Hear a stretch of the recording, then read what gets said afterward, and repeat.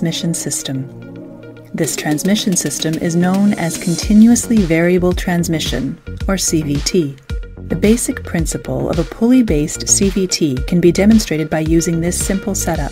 It has a driver pulley and a driven pulley with variable diameters. A V-belt with constant length runs between these two pulleys. High RPM is obtained by increasing the diameter of the driver pulley and decreasing the diameter of the driven pulley. High torque is obtained by doing the opposite. This system allows us to achieve infinite number of drive ratios between the minimum and maximum limits. It is not possible to simply change the diameters of solid pulleys as shown in this demonstration. So engineers develop certain mechanisms to obtain similar mechanical characteristics. A variator assembly is used for this purpose. Here, the pulley is made up of two conical plates. One of them is fixed to the input shaft, and the other is free to slide along its axis. A V-belt runs between these plates. The rear side also has two conical plates between which the belt runs. One of these plates is fixed to the shaft, while the other can slide sideways.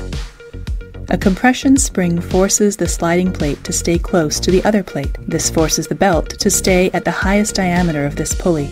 In the driver pulley, the axial stiffness of the belt pushes the sliding cone farthest apart. This causes the driver pulley to have minimum diameter. This is the condition of high torque, low RPM.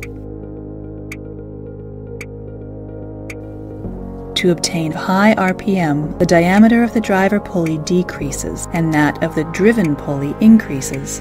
Let's understand how this is achieved in the actual scooter CVT. The sliding conical plate of the driver pulley has a set of rollers or sliders as shown here. When the engine is at low RPM, the rollers are held near the center of the pulley.